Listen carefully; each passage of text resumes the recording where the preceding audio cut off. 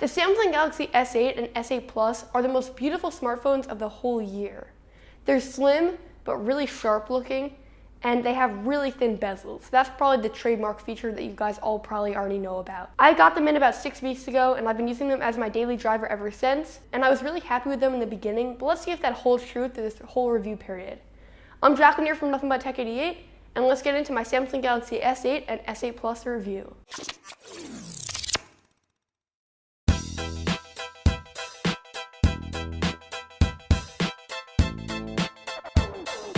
Let's start with the obvious. The S8 is a real looker. In this stealthy black color especially. Seeing this in someone's hands will make you do a double take as you admire the glass metal sandwich and the almost obsolete bezels. Samsung obviously wanted to make a phone that would catch people's attention, and they 100% succeeded. The screen up front looks even more beautiful than the design. It melts over the edges, creating a really immersive experience. Samsung is calling it an infinity display due to the lack of side and top and bottom bezels. It is a gorgeous 1440p display with a little trick up its sleeve.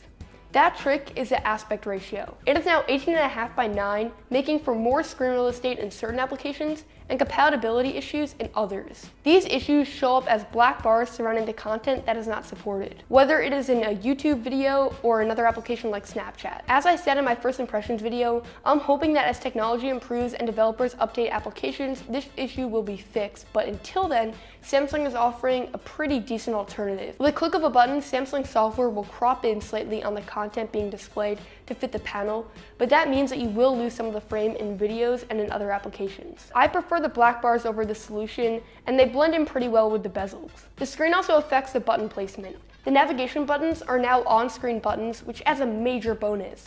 You can now swap the order of the multitasking and back button. One major downside is the fingerprint sensor placement though, as it now can't be placed on the home button. It is now adjacent to the camera, which looks sleeker than a random button in the middle of the phone like we're seeing on some iPhone 8 renders, but it makes it harder to find and reach, which leaves you with two other biotech options: face recognition and iris scanning. Face recognition is extremely fast and works for most angles, but it can be easily tricked by a picture of you, so if you're into security, this is not the pick. Option 2 is iris scanning, which is a little bit more temperamental and is harder to activate, but it is a lot more accurate. I prefer this option as my phone has access to my emails and other important media that need security. I would love to see a fingerprint sensor integrated into the screen next year, as that's still my favorite way of unlocking my smartphone, but I understand how much advanced technology would be needed to do so. The top bezel houses the iris scanning and the front-facing camera, which is a bit of an improvement this year. Skin tones are better, and it might even be a little bit of a wider lens. The back camera, however, is the one that really has my interest. It is my favorite smartphone camera on the market.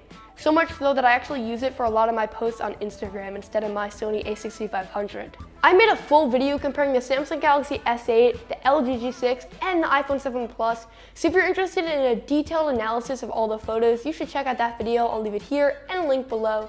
The gist of it is though, that the photos are always sharp, really saturated, and very contrasty. The dynamic range is also very good on this camera, but I do find at times that it overexposes parts of the image if there's two completely different lighting conditions. The video quality on the back-facing camera is also really good, but the stabilization is not quite there yet. It still is a bit of the jello effect that Samsung's past phones have been plagued with. That's all I'm going to touch on in terms of photos and videos on this camera, but my concluding statement is, over the past 6 weeks, I have not been disappointed once. So for about half of my testing with this phone, I used a smaller S8, but about 2.5 weeks ago, I got in the larger S8 Plus. The devices are almost identical, with the obvious difference in screen size and battery capacity. The S8's battery life was pretty average, about 4.5 hours of screen on time on really heavy use. So when I got the S8 Plus, I was not expecting much more than that, but I'm happily surprised. There have been days where I've gotten over 6 hours of use, which is something that I haven't gotten on any device for a very long time. So just to quickly touch on it, the S8 Plus has been kind of a mixed experience for me. I love having the extra size while watching videos and the extra battery life, but the bigger size makes one-hand use near impossible, even though the bezels are really small, and it also makes the fingerprint sensor even harder to reach. I think for those reasons, I definitely prefer the S8 over the S8 Plus, even if it has a slightly smaller screen and shorter battery life. The last topic to discuss here is performance, and damn, the S8 and S8 Plus are both loaded with really high-end specs. They both have an IP68 certified dust and water resistance. They also both have 1440p displays and Corning Gorilla Glass 5. They both also pack the Snapdragon 835 chip and 4 gigabytes of RAM. They're loaded with 64 gigabytes of internal storage, but just like last year, the micro SD card slot is still there, and you can go up to 256 gigabytes of storage. So obviously, those are pretty high in specs, and it definitely shows in the way that this phone runs. Moving from applications are really, really smooth, and I don't find that applications reload a lot because it has 4 gigabytes of RAM. The Samsung skin over Android is still pretty heavy, and there is some bloatware downloaded depending on what carrier you get, but it's a huge improvement over past years, and honestly, I'm really happy with some of the additions that Samsung added, like the swipe up to get to the app drawer, which feels very Pixel-like. Now, there's obviously an elephant in the room, and that's Bixby. And yeah, Bixby is probably not going to be something that I ever use because I'm really attached to Google Now and the Google Assistant, but it's nice to see that Samsung is trying something with Bixby and Bixby Vision, like in the camera app, where you can find objects online by just taking a photo of them or translate words. It's still really not that accurate, and it's a very hit or miss situation where you'll show it an object and one time it'll pull up the object and then another time it won't. Or it will pull up something very general, like if you showed a smartphone, it will pull up a bunch of different smartphones and not the one that you had taken the photo of. But it's nice to see that this assistant is starting to grow, and we just saw at Google I/O that Google announced something similar to it, so it's going to be a race to see who can get those better first. But I actually found that feature pretty innovative. What I don't really like that much though is the Bixby button. So Samsung has included a dedicated button to launch Bixby on the side of their phone right underneath the volume rockers, and it's in this place where I feel like I always press it when I'm trying to move the volume down.